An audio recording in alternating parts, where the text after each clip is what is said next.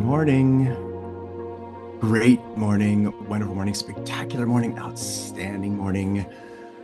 Again, the wonderful, beautiful reminder that we get to choose. Oh my gosh, it's so wonderful to be here. So happy that you're here, that we're all here together to be in this wonderful, wonderful world to live. It's amazing. So, anyways, again, I just shared that with you, that beautiful choice that we get to have to choose what things mean. Remember, everything is fundamentally meaningless. I'm so grateful for that jewel that was shared when I heard it the first time. And when I first heard it, I said, man, that's crazy. That's nuts. What do you mean everything is fundamentally meaningless? But then as I started to dive into it and see it, I was going, wow, it's totally true. Everything is fundamentally meaningless. And you, me, all of us have been given this gift to give meaning to all of that which is out there. Think about that. What's happening in your life, what somebody says, what somebody does, all the stuff that's around.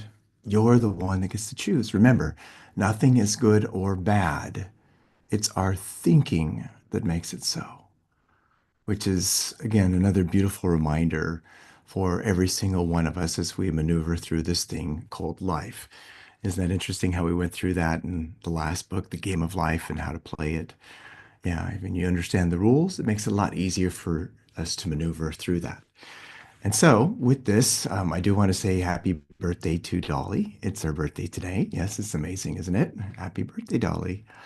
It's so awesome that you are here and that you're younger. We go from there. Okay. All right, so let's dive into this, okay? Because remember, we've been studying this wonderful, beautiful book, The Master Key System, which is by Charles Haanel. And we've also been leading you to also get this other book, The Subconscious Code, which helps you to get a better understanding of ways to organize your mind. It's a wonderful, beautiful book to get yours on Amazon because it's there and it's a super simple read. And then on top of that, for those of you who are asking, well, do I really need to have it? Well, yes, it's a wonderful complement to everything that we've been sharing with you.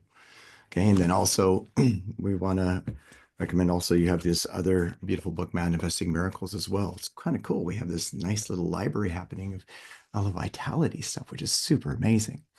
All right, so let's dive into this. But before we do that, make sure that you have your goal card with you, that you're using this to become one with the idea that's here. And the idea meaning how powerful and incredible you are. And then from there, let's dive in, shall we? Here we go. Boom. All right. So we're section 81.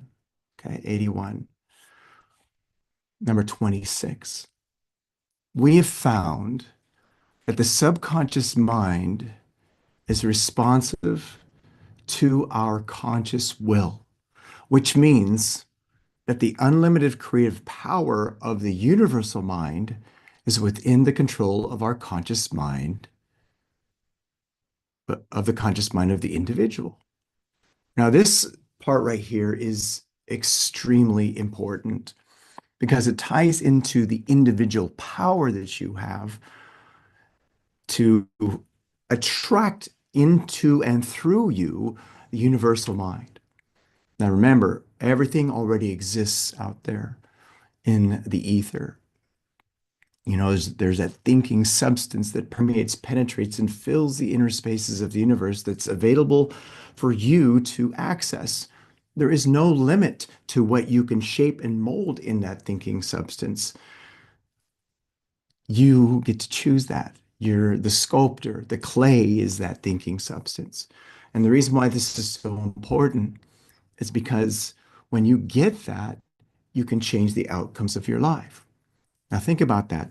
In order for the subconscious mind to be impressed, it's got to go through the conscious part of your mind.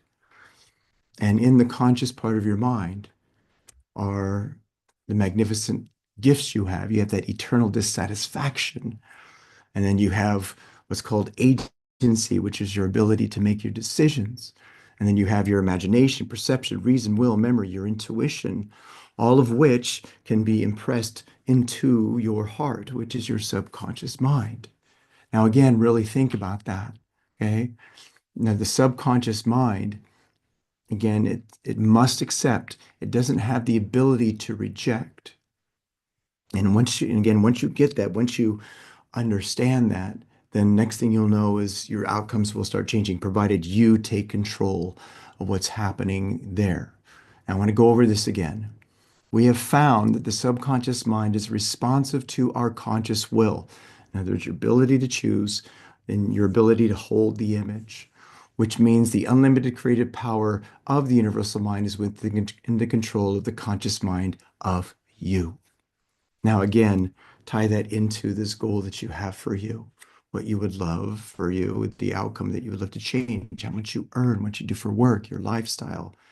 You can change it if you'll just harness the power of your mind. Now, when making a practical application of this principle in accordance with the exercises given in subsequent parts in the previous chapters and the previous sections, it is well to remember that it is not necessary to outline the method by which the subconscious mind will produce the results you desire. Do not concern yourself with the how.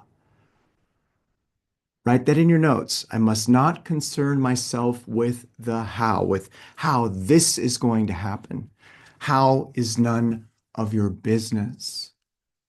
You need to think of the wisdom that Steve Jobs shared, where he says, you cannot connect the dots looking forward. The only way for you to connect the dots is by looking backwards. See, this is where most people err because they're trying to figure out how we're making a committed decision about what they would love the outcome to be. Now, here again is very important for you to get. Your subconscious mind will discover how. Your subconscious mind knows better than you how to get you to where you want to go. But if you are locked into the how, unfortunately, you know what will happen is more times than not, you'll end up talking yourself out of doing the very thing that you really want to do. You know what I'm talking about, don't you? You've done that where you locked into the how, you focused into the how, and next thing you know is, oh, I don't want to do it anymore. There's just too much, right? You know what I'm talking about? It's not good. You got to let go of that and instead allow that to happen. Now, the finite cannot inform the infinite. Wow, underline that one. The finite cannot inform the infinite. Your conscious mind is finite. Your subconscious mind is infinite. You are simply to say what you desire, not how you are to obtain it. Wow, I'm going to go back to this line again because that is so important to get. The finite cannot inform the infinite. Only the infinite can inform the finite. This is a huge, huge thing. How many of you, when you saw that, you go, oh my gosh, it's amazing, right? Holy cow. The finite can't not inform the infinite. I love water. So again, the finite cannot inform the infinite. You are simply to say what you desire. You got to say what you want. And then don't concern yourself how you're going to obtain it. Let the universe show you how.